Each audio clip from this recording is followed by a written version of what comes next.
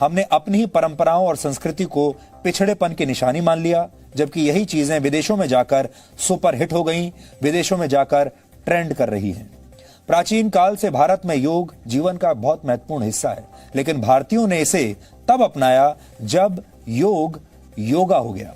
America में प्राणायाम की training के लिए लोग 1,82,000 रुपए तक दे रहे हैं और वहां पर योगा का बाजार लगभग 1,15,000 करोड़ रुपए तक पहुंच गया है। इसी तरह से भारत का हल्दी वाला दूध पश्चिमी देशों में पहुंचकर अब टर्मरिक लाटे बन गया है।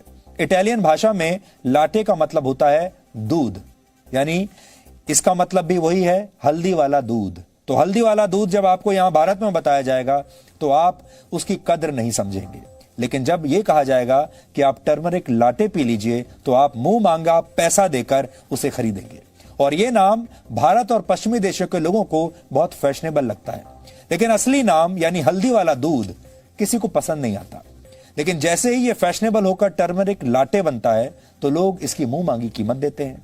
आजकल भारत समेत कई देशों में आपको टर्मरिक लाटे आसानी से मिल जाएगा और बड़ी बड़ी मल्टीनेशनल कंपनियां जो इससे पहले आपको कॉफी बेचा करती थी, अब अपने आउटलेट्स में टर्मरिक लाटे भी बेच रही हैं।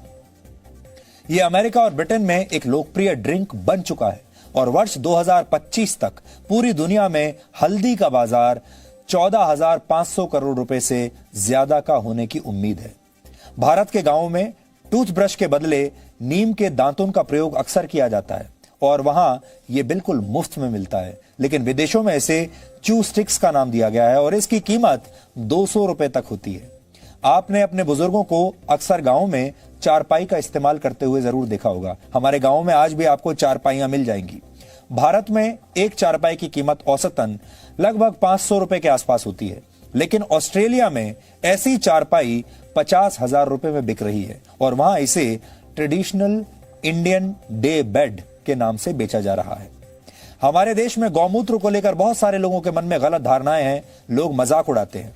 पेट संबंधी बीमारियों में आयुर्वेद गौमूत्र के सेवन की सलाह देता है और कई गंभीर बीमारियों में भी यह फायदेमंद होता है। और अब विदेशी कंपनियों ने इसी गौमूत्र के 7 पेटेंट्स हासिल कर लिए हैं। सिर्फ परंपराएं ही नहीं, पश्चिम में अब भारत की पूजा करने की पद्धति भी मशहूर होने लगी है। हमारे देश में पत्थरों की पूजा की जाती है, अब अमेरिका में इसकी नकल की गई है और वहां पर इसे ग्रेटिट्यूड रॉक का नाम दिया गया है।